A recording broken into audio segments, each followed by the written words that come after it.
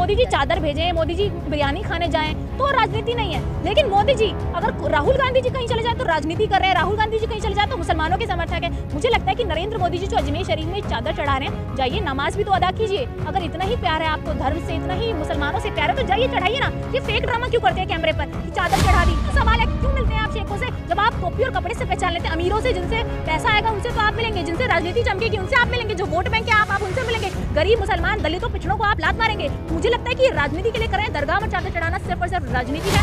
मुझे तो समझ नहीं आता, ये अपने बयान बोल के खुद ही भूल जाते हैं। झूठेश्वर, डंकेश्वर और ये जुमलेश्वर है नरेंद्र मोदी जी। मुझे लगता है झूठ जो बोलते हैं ना, झूठेश्वर जिनको कह सकते हैं आप मंच से, ये जो बोलते हैं वो करते नहीं और जो कहते हैं वो होता नहीं। तो नरेंद्र मोदी वही है, इन्होंने जो बयान इनके नेताओं ने दिए हैं वो सबको पता है कि क्या बयान है और कितनी नफरत इनको मुसलमानों से ये भी सबको पता है और कितना प्यार इनको दरगाह और शेखों से है ये भी हमें पता है। सर देख लेते हैं भगवान थोड़ी बाबा बागेश्वर जो फ्यूचर देख लेते हैं। तो मुझे लगता है कि सब जगह में सनातनी पहले से, सनातन धर्म बहुत सालों पहले से अभी नहीं आया। पर्ची निकालते हैं, अर्जी लगाते हैं, अगला हाँ वो पर्ची और अर्जी पता है कैसे लगती है बाबा बागेश्वर की। तो मुझे लगता है कि फर्जी बाबा है, उनका कुछ नहीं है। आप फ्यूचर कैसे बनाते हैं? हमारा धर्म ही इजाजत नहीं देता कि आप फ्यूचर प्रेडिक्ट कर ले। सबसे लेकिन क्या लग रहा है अजमेर शहर की जो दरगाह है वहाँ देखिए अब मोदी जी ने चादर भेजी और लगातार उस सर्वे की बात मोदी जी चादर भेजें, मोदी जी बिरयानी खाने जाएं तो राजनीति नहीं है। लेकिन मोदी जी अगर राहुल गांधी जी कहीं चले जाए तो राजनीति कर रहे हैं, राहुल गांधी जी कहीं चले जाए तो मुसलमानों के समर्थक है। मुझे लगता है कि नरेंद्र मोदी जी जो अजमेर शरीफ में चादर चढ़ा रहे हैं, जाइए नमाज भी तो अदा कीजिए। अगर इतना ही प्यार है आपको धर्म से, इतना ही मुसलमानों से प्यार है तो जाइए चढ़ाइए ना। ये फेक ड्रामा क्यों करते हैं कैमरे पर कि चादर चढ़ा दी, चलिए मुसलमानों का वोट मिल गया, चलिए मिलाए जाकर बिरयानी खाए मुसलमानों का वोट मिल गया। तो ये ड्रामा जो नरेंद्र मोदी जी करते हैं, मुझे लगता है इस ड्रामे को बंद कर देना चाहिए। और अगर सच में उनको आस्था है तो हम बहुत खुश हैं कि मुसलमानों के प्रति उनकी आस्था है। जाइए नमाज पढ़िए, हम भी देखना चाहते हैं कि नरेंद्र मोदी जी दूसरे धर्म को कितना मानते हैं। देश में तमाम मस्जिदों में कहना चाह रही कि अगर चादर भेजेंगे तो नमाज भी पढ़िए, नमाज भी पढ़िए ना। अगर आपको चादर भेजना है, अगर आप सम्मान करते हैं तो नमाज भी पढ़िए।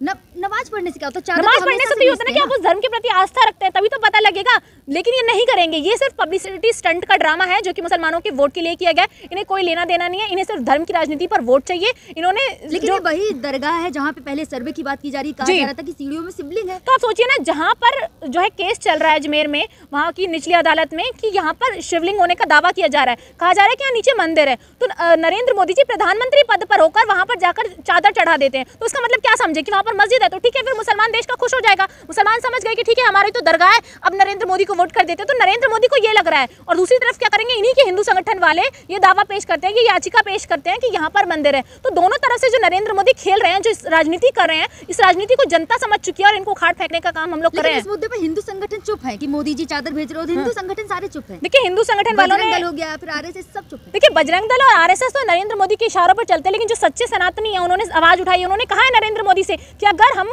खेद व्यक्त करते हैं कि आपने जहाँ पर शिवलिंग है, जहाँ पर मंदिर है, आप वहाँ कैसे चादर चढ़ाने चले गए। तो आने देते सर्वे की रिपोर्ट। जब मस्जिद होती है, मस्जिद अगर मान लीजिए कि ये लोग हर मुद्दे पर आप ये कहते हैं कि मस्जिद के नीचे मंदिर है, अगर मुसलमान ये कहने लगे कि मंदिर के नीचे मस्जिद है, हम खुदाई करेंगे, हम तो नहीं करने देंगे। तो अगर नरेंद्र मोदी सत्य सनातनी है तो उनको ध्यान रखना चाहिए कि जब अपने धर्म पर हम उंगली बर्दाश्त नहीं कर सकते तो दूसरे के धर्म पर कैसे उठा सकते हैं। ये सनातन धर्म में सिखाता है। लेकिन मोदी जी का तो ड्रामा है, दरगाह पर चादर चढ़ाना। आइए नमाज अदा करिए, दरगाह पर भी फिर चादर चढ़ाइए, मुसलमानों से गले मिलिए और अपने बयान वापस लीजिए, माफी मांगिए मुसलमानों से जो कपड़े और टोपी से आप लोग पहचान लेते हैं। अब देखिए मोदी जी तो दुबई भी जाते हैं, शेखों के हाथ भी यही तो सवाल है कि क्यों मिलते हैं आप शेखों से? जब आप टोपी और कपड़े से पहचान लेते हैं, अमीरों से जिनसे पैसा आएगा उनसे तो आप मिलेंगे, जिनसे राजनीति चमकेगी उनसे आप मिलेंगे, जो वोट बैंक है आप उनसे मिलेंगे, गरीब मुसलमान दलितों पिछड़ों को आप लात मारेंगे। तो मुझे लगता है कि ये राजनीति के लिए कर रहे हैं। दरगाह में चादर चढ़ाना सिर्फ और सिर्फ राजनीति है। ये मुसलमानों को ये बताने की कोशिश कर रहे हैं कि मैं नहीं हूँ इनके पीछे। जो 10 मस्जिद के नीचे मंदिर मिल रहा है इसमें मैं नहीं हूँ। नरेंद्र मोदी ने 50% ये साबित कर दिया और 50% ये हिंदुओं को ये बताना चाह रहे हैं कि मैं मस्जिदों को खुदवाकर वहां से मंदिर निकलवा लूंगा।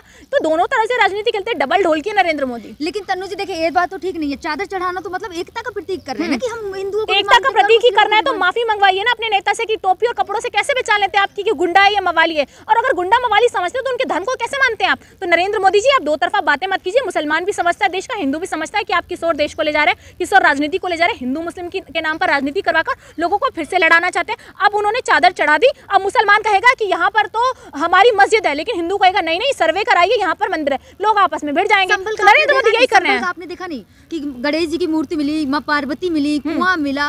देखिए ऐसा नहीं है कि सारी जगह ऐसा है। अगर मंदिर के नीचे मस्जिद है, सर्वे हुआ है और ये साबित हो चुका है, तब आप अगर मान लीजिए कि मस्जिद है उसका सर्वे हो जाता और साबित हो जाता कि मस्जिद है, नरेंद्र मोदी जी दरगाह पर चादर चढ़ाते तो कोई दिक्कत नहीं थी। लेकिन अभी हमें अंदेशा है कि वहाँ नीचे मंदिर है, वहाँ शिवलिंग है, तो आपने चादर कैसे चढ़ा दी? मतलब जल चढ़ाना चाहिए था मोदी जी। बिल्कुल जल चढ़ाना चाहिए था, नरेंद्र मोदी को भी कुछ भी नहीं चढ़ाना चाहिए था, क्योंकि वहाँ केस चल रहा था। जब आप राम मंदिर वाली जगह पर रामलीला के दर्शन करने नहीं गए, जब तक राम मंदिर नहीं बना, जब तक ये साबित नहीं हुआ कि वो हिंदुओं की जगह है, तो फिर आप क्यों दरगाह पर चादर चढ़ा के, क्यों आप मुसलमानों के समर्थन में बोले? क्योंकि मोदी जी को पता है चुनाव हार रहे हैं, मोदी जी को पता है कि आने वाले समय में जो इन्होंने मुसलमानों के साथ किया, वोट बैंक इनका खत्म हो चुका है, इसलिए ये वोट बैंक की राजनीति कर रहे हैं कि मोदी जी हिंदू मुस्लिम करते हैं। मोदी जी ने मोदी जी करते हैं। आप ये एक इंटरव्यू में कहा था कि मैंने जिस दिन हिंदू मुस्लिम किया, मैं राजनीति से संन्यास ले लूंगा, राजनीति। मुझे तो समझ नहीं आता, ये अपने बयान बोल के खुद ही भूल जाते हैं। झूठेश्वर, डंकेश्वर और ये जुमलेश्वर है नरेंद्र मोदी जी। मुझे लगता है झूठ जो बोलते हैं ना, झूठेश्वर जिनको कह सकते हैं आप मंच से, ये जो बोलते हैं वो करते नहीं और जो कहते हैं वो होता नहीं। तो नरेंद्र मोदी वही है, इन्होंने जो बयान इनके नेताओं ने दिए हैं वो सबको पता है कि क्या बयान है, और कितनी नफरत इनको मुसलमानों से ये भी सबको पता है, और कितना प्यार इनको दरगाह और शेखों से है ये भी हमें पता है।